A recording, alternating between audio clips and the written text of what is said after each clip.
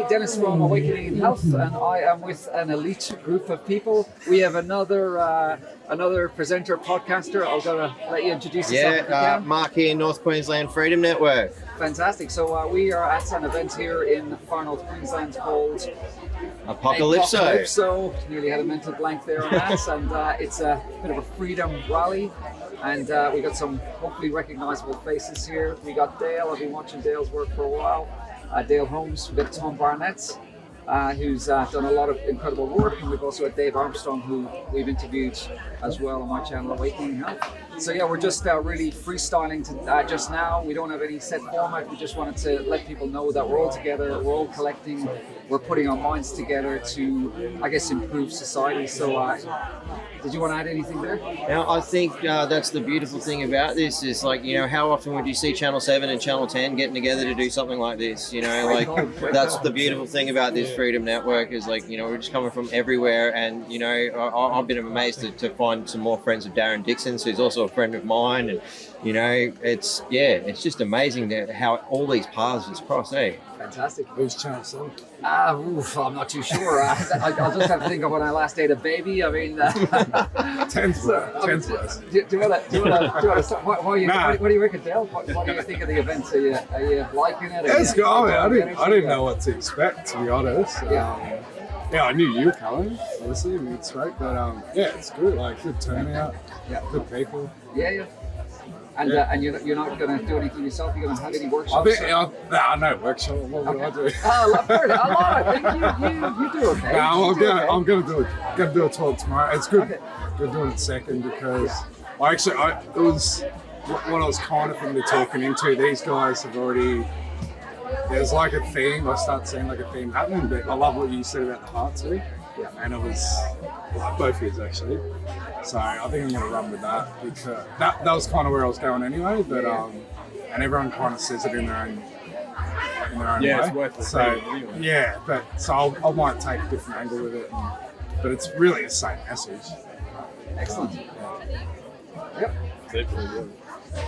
Yeah, I mean, I think it's great just to have everyone turn up and feel that community. We had a working bee for our retreat in the Byron hinterland. We had this lady come across from Perth, and she was only there for 2 days.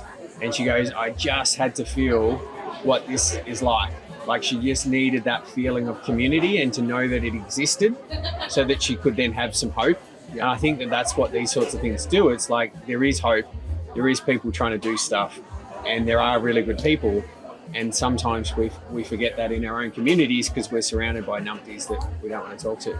And I think just what I'm picking out is I went to Mexico, and it's good for me to actually meet the people in person because you have your on-screen persona. So Dale and myself were like joking before and stuff. Like it's just good to see that you guys are real people, and we all have that same, I think, mission to try to help sort stuff out. Tom, you got anything to add there? Yeah, well, I mean, it's just it's one of those things where you get to a point where you realise that if it doesn't matter how good you do for yourself, if it doesn't kind of change out there, it's really for no avail. So I used to actually want to bail. I was just like, I'm getting on a yacht, I'm going to go to an island. I just want to get away from everything as far away as possible. Just surf, fish, and then just do some hot native women somewhere. Yeah. And then I was like... Did you say do some native women somewhere? Yeah. Just like some caramel colour, just beautiful skin. But then I was like, if I do that and no one stems the tide's going to make it to that island anyway. So I'm like, well, I just get involved. Because that was a way of just disconnecting from life because I didn't like it. Yeah. But that's also because I didn't know myself and I didn't know I had any role to play in it. Now I feel that I actually have a role to play. I feel like I have more value for society. So now, like Dave said in his talk, it's exciting. It's better than being on the island. Yeah. And absolutely, I think that for me shows through is that you guys have that vibrancy, you have that energy. And when we are getting, I think, our energy parasited to such a massive extent in this modern world with all our devices and all this kind of stuff, we need people to be walking the walk, going to the floor. Please chip in at any time. Yeah, well, I mean, one of the things that I've been getting a bit of a theme of at the moment is like, what was that moment that sort of woke you guys up and go, right, let's go. We've got to do something. For me, it was vaccines. Yeah. So vaccines was the first thing that I looked into, and I was a bit hesitant in looking into it because I didn't want to get the answer that I knew might come. and then child trafficking. So the whole thing for me is that I came from all these dark places of like researching and looking at this, and then, you know, my realization as an atheist at the time was, if there's all this dark, there must also be this light. Yeah. And then trying to find what that light is, you know, to balance what I'd learned about the world was really important. So, and then once you focus more on that light, like when you feel what's good and you keep focusing on that, then your reality starts to change. And that's really hard for people to realize, is the more you let go of that stuff and open up to this other stuff, that's what you're going to create. And that's the world that, you know, and that's why, you know, when we're talking here, it's exciting because, you know, you're starting to feel that and you're like, haven't felt that before. And you know, trying to help people on that journey, sometimes you got to go through, it's like a birthing process, right? It's like, you know, a birth, they don't know what they're going to come out to, but there's this big struggle as they come out, and then the world's very different. That's what I think we're all going through, is our own birth. We're going through what is that world outside of that, and I don't think we fully yet understand what it could be, but it's exciting. There's that really theme between all of you guys, especially when you were both talking, is that theme of letting go and almost having strength in not resisting, as a, you know, almost like, I guess, the metaphor of the willows bending in the storm, and then allowing that good energy to come towards you. Yeah, definitely. Yep. I mean, just to, like, for your question, I'm like, I was just on that way, but the main awakening thing was when I was real sick. Yeah, I just knew it from when I was a kid. I just like couldn't handle it. I couldn't handle my family. I couldn't handle school. Like I just knew everything was bent. But it's also because I don't know, if whatever reason I ended up with some like weird shit. But I always thought differently, you know, like just things don't add up, and if they don't add up, I like say it. So, and then that causes trouble. But then that was only because I didn't know how to do that in a way that was productive. I was just like against everything. But then when I lost my health and lost like all my life, well, that's when my like awakening was through that, as far as what role I had in all of that before. Like I already knew everything was backwards and bent, but it was when I lost my health, that's when it clicked in that I had responsibility. Yeah. The other aspect, though, is that we're still all on that journey as well. Like, we may have started a little bit earlier than some, and therefore we can share what we've learned, but we're still on the same journey. It's like we're not higher or better than anyone else. It's just like, hey, this is what we've found so far. Hopefully this helps you get there a bit quicker than it did me.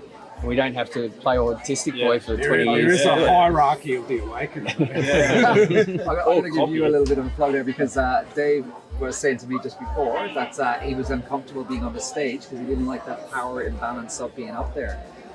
But as again, so, like I kind of sometimes have to do a bit of public speaking. So for me, it's not about being on top of somebody, but it's about giving in order to have the people who have attended to be entertained.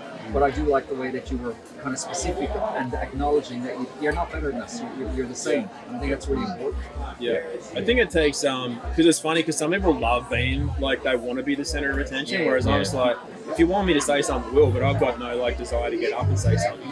But there's also, I realised there was this aspect of humility that I didn't have, where I was actively avoiding it. Because part of it is, like, being willing to be, if people want it, being willing to stand there and be seen, as opposed to like, oh no, I'll just sit off to the side, I don't really need to be on a stage or whatever. It's kind of like, that's actually, it takes humility to be willing to stand there and go, all right, well, you can look at me and shit, and then I don't feel like me, but every time I hear my voice back, I'm like, oh, do I really sound like that? Oh, never listen back. My nose is too big. Come on. That's why I stopped editing our podcast. Too. I'm like, I can't just sit there watching us, like me talking. I'm like, oh, you just sound like a mother. I've had to do that, and I'm not posting this shit. I'm an absolute wanker. I ended up just posting our last podcast. I edited it for a bit, and then the rest of it's just Dale's face. I just didn't cut to my face. Have you had one side? Do you know what? I've actually like sort of gone back to edit one, and I'm like, that's not me talking. Yeah.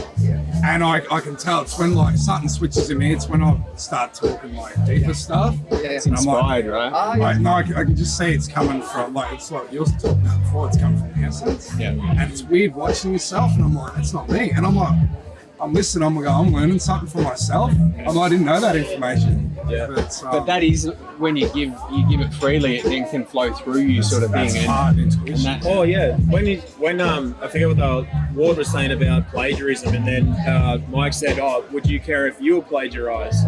Because like I just see it as like people say that about us with what we do on this platform. They're like, but what if other people get your material and then try to copy it? We're like, no one can copy it. It's kind of like it's a hammer. It's like a hammer's a hammer. I don't care if anyone knows what a hammer is. Like, unless you know what to do with it, you can't copy what some. So I don't really care about my ideas because they're not mine anyway. So it's like the more people that know them, I reckon, the better. Do you not think as well that in relation to especially some of the stuff, actually all three of you that talk about, we know the information, but it's different if the information is coming from Tom or from Dale or from Dave. There's I don't know, like because I do the whole health talk. I mean, I deal a lot with depression and anxiety, and people can look that information up. It's not difficult to fix depression and anxiety. It's actually straightforward, but there's a more of I guess a bonding with somebody if they're getting it from a source, like Dave's energy or Tom's energy or Dale's. I think there's two sides to it, because you can have the best information ever and have a bullshit monotone presentation. It's still truth. Yeah, doesn't matter. Like truth doesn't matter how it's said. But I think you spoke about this before too. There's like people, they can see authenticity, right? They can see it if someone's a bullshit artist. And that's what I like about you. I mean, but it's more obvious. I think that energy is becoming more obvious. What's real and what's not. Right? Yeah, we're all learning to discern, because previously it was about who could present the best, and often the person who could present the best was the person who shouldn't be presenting. Yeah, had the least skills and shit. It's like the people who I see that are coming through that are authentic are actually going, hey, I wouldn't really want to be in that position, but hey, I'll do it because I think I've been called to do this and I'll do my part. But I'm actually quite happy to sit at home with the kids and do none of this. And, Carl Washington, who I work with at Empower, he's like, I just want to play the drums. Yeah. But there's this part that's kind of more important than all of that. Yeah. And that's like, okay, I'm happy to do that part. But, and then it's the ego and dropping all of that. So if you're following someone, try to look for that. Are they holding on to the ego? Are they doing it for these other reasons? And they're probably not the right person to follow. Yeah, I agree. And again, that's a very strong thing that comes through for me is that authenticity. I mean, Dale comes out with some far out stuff. Holy shit! But I don't necessarily align at all. But it is. I've never ever at the end of the camera looked at Dale and thought this guy's just banging it on. I've just thought, holy shit, that guy's just speaking from his heart. He's freestyling, and it's as authentic as hell. So kudos to you. I think he goes by Whale Dreaming now. That's I started getting known as a whale guy, and then some lady, and she contacted me, and she wouldn't give me a name for a while. It's like Whale Lady. Got her in my phone as Whale Lady. Man, she gives me some awesome stuff. But you're not the virus dude, right? Well, that bull guy. What are you going to jump in with, Dave? Virus boy and whale man. I don't know. I think other people have to tell you what your thing is. What your forte is, your skill? Yeah. Good. What about you? Oh, shoot, I'm a bit lost for words, to be honest. I'm enjoying, this is why I like to sometimes do these kind of interviews, because a lot of times people are just, tell me about this, tell me about this. I'm more interested in seeing what you guys are like. Who you see the face in front of the screen, I want to hear, who the hell are you? I looked at it, you said, I want to go to an island and, make love to tropical beauties there. I mean, that's great. That's what I want to do. So, you want to follow that up? Who am I? Who are you? I don't know. What's going on? I don't know. I have no real goals or ambitions or anything at the moment. It's that's good. No, it's nice. It's a nice place to be. I'm kind of put myself in a position to go by intuition. Yeah. Is it happening? What are you in just sitting and allowing the energy to collect towards I don't know. you now, It's a bit of an arrogant thing to say because I tell my brother this, and he goes, "Oh, you're doing it pretty easy. Like you haven't got 4 kids in a fucking house, and like, so I don't know. It's different for everyone. Should we do it hard? Like, and again, I've had a few. Like, I haven't worked probably because I used to work in the health service, so that option is not open to me. Financially, it's not the best, but I could have spent the last 3 years working in that system, doing stuff that's killing people, which I've had a very stress-free 3 years. Do you know what I think it is too? Because because you said you're basically like how many adventures you've been on, and you brought up adventure on your talk, right? Yeah.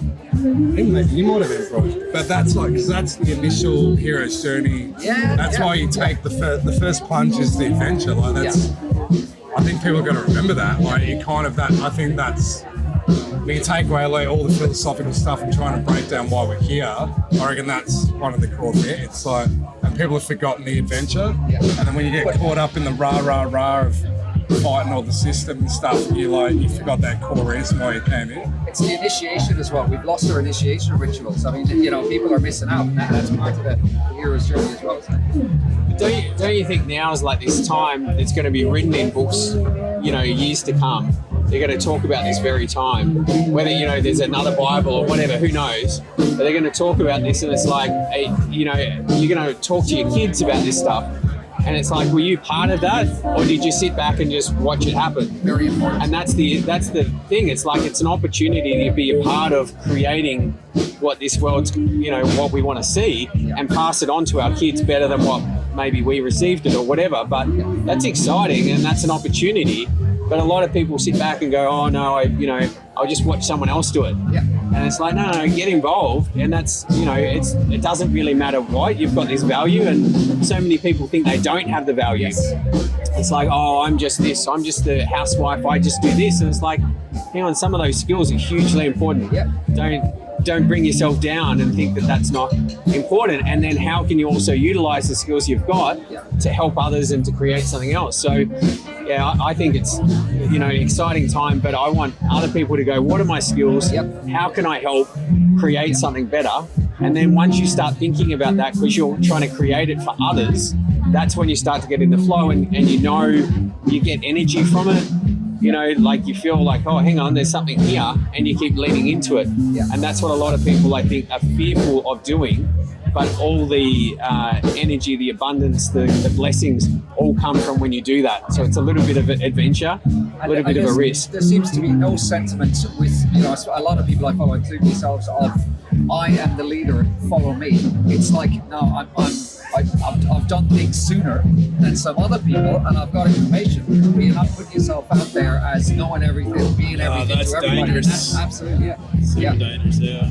The God complex, or the Messiah complex. But what I'd say, like the analogy I like to use is rock climbing. If you've ever rock climbed, you don't know where your next handhold is until you put that foot up and you have a look, and then you go, there's the next step. So you don't need to know all the answers. You just need to take that next step up, and then often what you're meant to be doing will appear.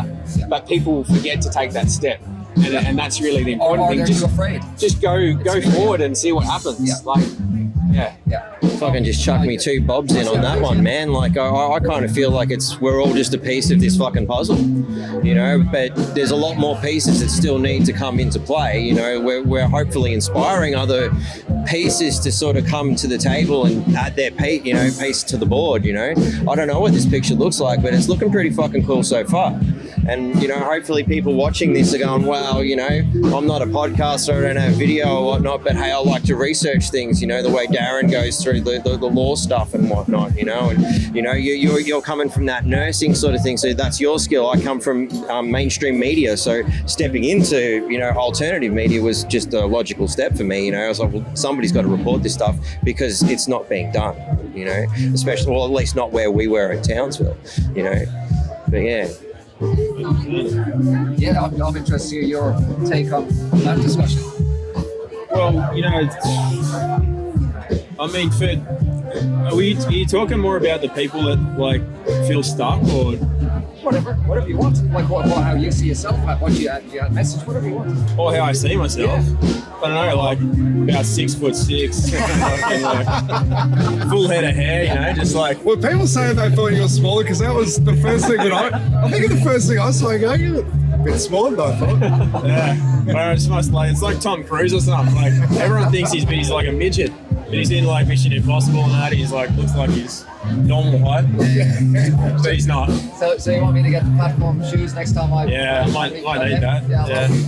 I'm going to take it in. I don't know why I feel compelled to ask this. So I'm going to take it in a very different direction. Tartaria. Are they going to do the same? I think we were reset. I think we were reset. There's too many big buildings around the place. I think they've done it before. Am I a lunatic? I mean, you know, let me get off. I do that anyway. What are your thoughts? You know, have we been recently reset? Have they done this before? Yeah, this is a repeat in history, I believe. Yeah. That we've been in a repeat, but I think that we're actually at the last repeat. I think that we've actually got the opportunity to change it and get out of this cycle. I do think history has repeated, but I do think this is different. I think we're at those end times, if you want biblical, you know, the Revelation sort of stuff. I think we're at that point, and that, you know, we have an opportunity right now to decide our fate. And it's, you know, are we going to take those steps forward, or is it going to be another repeat? Maybe if we don't, it does repeat. Yeah. Tom? Yeah, I don't know. I know that it goes in cycles, but I think that's up to individuals. I think the collective goes through a samsara cycle, but then other people, they figure out what this. So for me, what it comes down to is not having a duality or a polarity. So like how much, even if you're like chasing light, like I'm a light seeker or like or whatever, if you're chasing one or the other or you're trying, you're kind of like creating that, people call it a hologram or whatever, you're kind of creating that. There's a space in between where, like, the best way I could describe it is just to use the phrase like it doesn't matter. But it doesn't mean being like non-participatory. Yes. It just means like it doesn't matter. It doesn't matter, right? Yeah. So then in that point, there's an energy that's neither for or against. It's neither yin nor yang, positive, negative. And then that's the place that's outside of that other structure that keeps getting recycled and reset. And that's where I think, but that's a choice, that's the thing. And not many people would even understand that. Yeah. So then fewer people would even get there. Yeah. And even then understanding it and then embodying it or feeling it is a different thing again. Yeah. But that's like the vote, right? The vote that just happened with the referendum. It's like, oh, you know, are you this, are you that? It's all about division. Polarizing. And people go, you know, are you happy with it? And I'm like, I actually don't care. Yeah. Like if it went this way or went this way, I actually don't care because I'm happy for it to go either way. Yeah. And that's like giving that thing. It's like if it was meant to go that way, great, we'll deal with it. You know, whatever's going to come, and maybe that'll help people more on the journey. Or so it's kind of saying like there's a bigger picture at stake. And you know, when we buy into this divisive sort of or polarity sort of stuff, that's kind of where the trap is. Yeah. And I think that the more that you realise that what they sell you, that reality. If you don't take that in, then it doesn't become your reality. Yeah, and you're less affected. Dale, what do you got? I want to go back to Tartaria. Dale has about. I think like it's a blueprint. It tells me it's fine. Like all these patterns and cycles, it tells me that's finite. You're dealing with finite, so people accept it. And it's like, well, nothing's finite, right? Maybe we're in a finite structure or a finite realm, which like I'm kind of leaning towards, right? Or part of it. So we're in a hologram? But it's not just a hologram, right? It's like a hologram, that's just the building blocks of the structure. It's not just a hologram. But I think it's like if it goes like you've seen that scene in The Matrix again. Always going when he meets the architect and he tells him you've got two choices. And he said we rule you by choice. And it's like the same with the referendum. And like the anomaly doesn't have to play any choice. So it's like to be the anomaly and break it is like you go your own way. So it will offer you both choices. And I think that a lot of, even like with Revelation stuff, so I see that as like a blueprint, and people accept that. They accept we're in Revelation. Well, we don't have to be. That's one finite outcome, but we accept that to be the outcome. So if enough people are the anomaly, that doesn't have to be the outcome. It can be any fucking outcome. It's infinite. So if you believe in a finite, then you get the choices within the finite. So it's almost like not giving a shit. Is it? I just stepping outside of those two polarities. Would that be a way of describing it? Did you see that meme where the dwarf is like, you got to take the red or the blue, and then he's like, wait, did you just take both pills? And it's a tweaky guy who's like, I've seen that. What? That's going to be the most. I haven't seen that. I'll send it to And you. it looks like he's tweaking. Yeah. That's the bottom of it. Yeah, it's like a meth head, just took both pills. But you know, actually, like in the Matrix, he's called the architect. Yeah, which one? It's called the architect. In the third one, he goes and he's a grey man with. Yeah. But like, say in Freemasonry, it's the Grand Architect, and the Gnostics called the Great Architect. I thought it was just meant to be a sound check. So it's all like they always use that. It's just a common. But that's a theory about how Freemasons got their name. Is like there was a big reset, and they just like came back in there like, fuck, there's all these buildings and that. Let's just take them. They're free. Freemasonry. Actually, so last one on Tartaria, I think the buildings are residue. Anyway, there's a big story behind that. So you know the Mandela effect. Yeah. So you know when you have residue. Yeah. So the residue will be the original, or aspects of the original that aren't in. Yeah, I haven't Do you know heard what I that one mean? before. Yeah. Okay. So I think they're, whether that's based reality or whatever, I think that they're just residue. So it's memory of the residue of a frequency of something else. That's interesting. I posted something about the Monopoly man. Monocle or no monocle? Fuck, he had a monocle. He had a monocle, didn't he? He absolutely. That's the way I remember it. Yeah, absolutely. Yeah. So now he doesn't have a monocle. I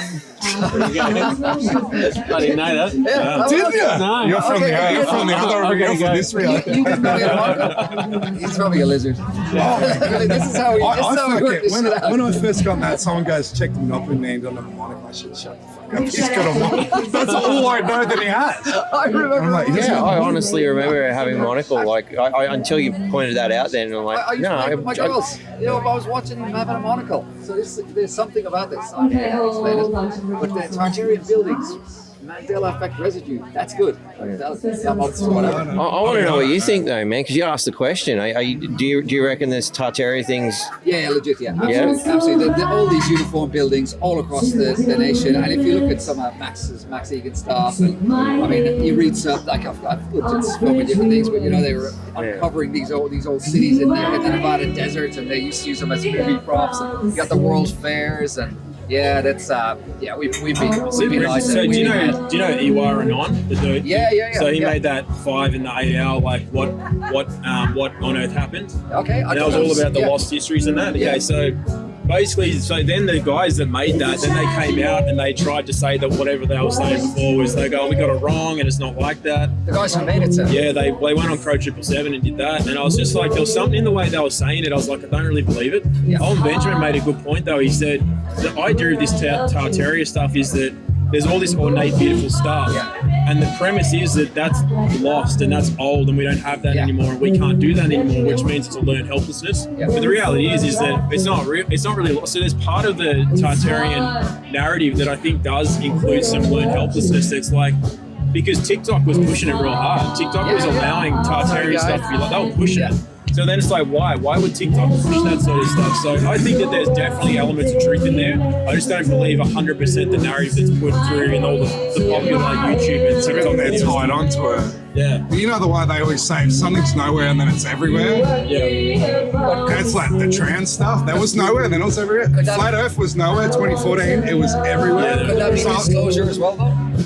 Can be. It could be. Yeah. It can be letting go of an old paradigm to make way for they know that there's another one coming. They have to like just fucking shed stuff off and then go to the next for sure. Yeah. I don't not believe it. I think it's that thing of like, it doesn't matter. Yes. Yeah. Do you know what I mean? Like, Good and chat, talk wasn't about it? that. It's like, It's an okay. interesting chat, isn't it? Like it could be, it could be, and just if you get to that position, Click, click. Boom. yeah, like what is it? Well, it doesn't really matter if the world's flat or it's a globe. It doesn't really matter because from what I'm seeing, it's just this. You know what I mean? I Like, follow the theme, okay? So feel free to chip in at any stage. Yeah, okay? look, But aliens, I'm inclined to agree with that. It doesn't really matter concept, but I find it fascinating. Graham Hancock's work is really knocked down, and as soon as I heard what he was doing, I was like, that actually sounds really feasible.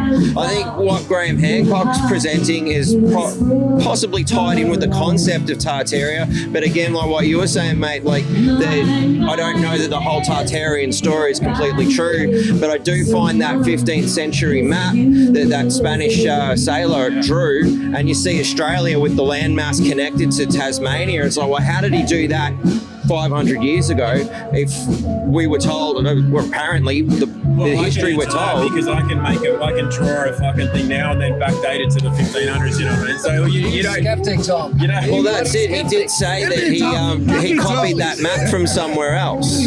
So somebody somewhere along the lines drew that map with Australia in it. You know, that's fascinating. That happens. I just I'm careful with like going like that's definitely the way or that's the only way.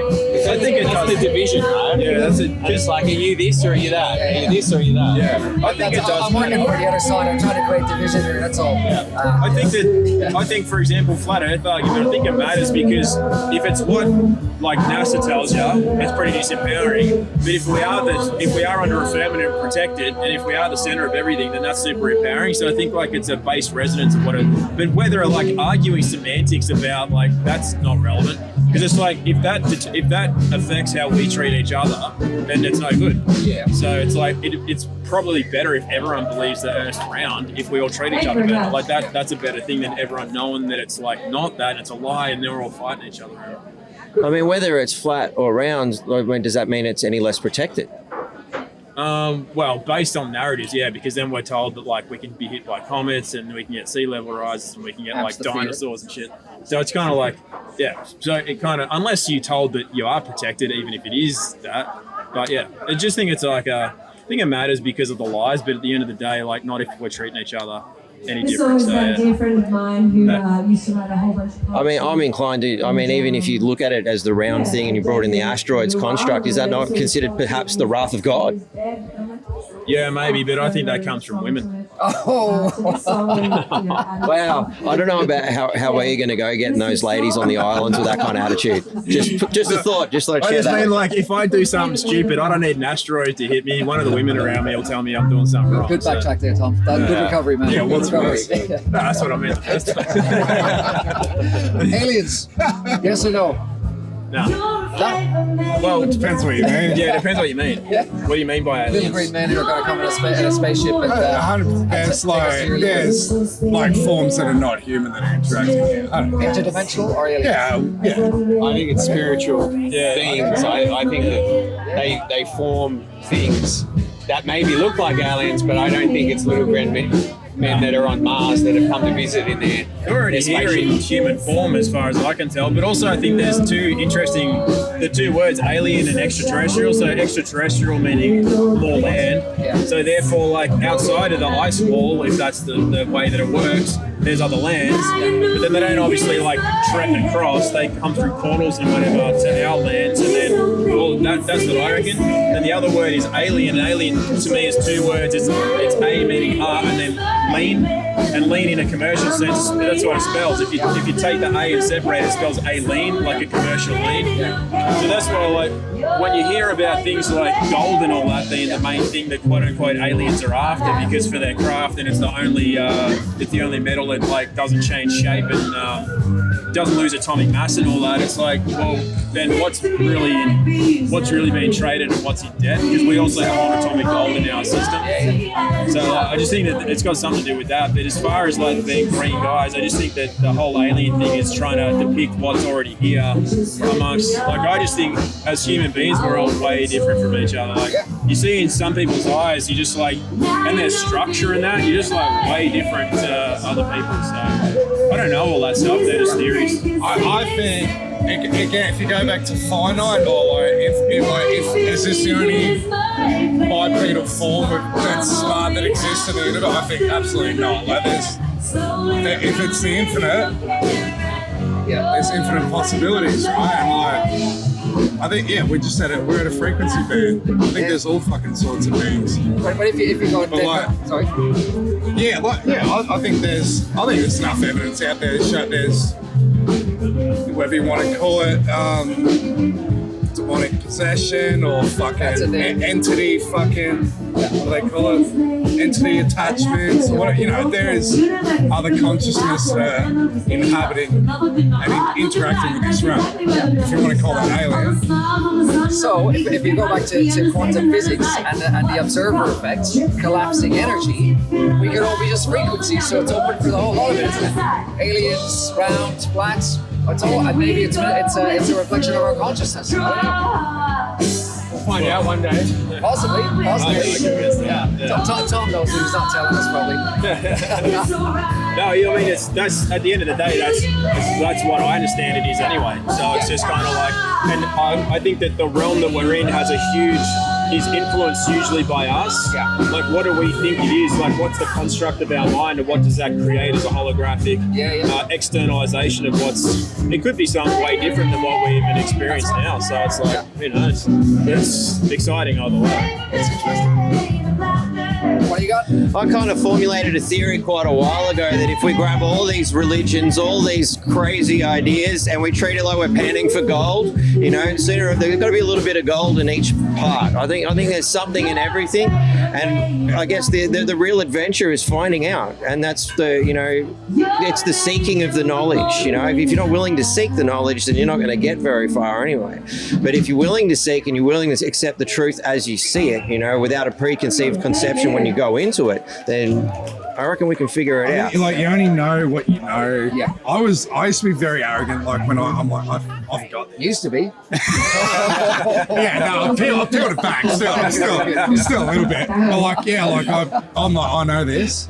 And then like a year later, you know more of it. Like, you still knew what you knew, but then, I know this. And then 5 years down the track, you're just peeling different layers of the same thing. And that's why I like tribal stories, or even like biblical stories. They're like real simple. Even like what you were talking today with the breath stuff, right? You can go all complicated types of breath work and everything, and then you bring it back to the most simplest one, and then all the expansions are actually just different layers of the original, like, simple story, right? And I think that's what the religions are, right? They picked up on this thing, and then there's all different expansions and layers that are true within themselves, but then like they fight over different aspects of different layers of the same thing. But they knew a lot. Right?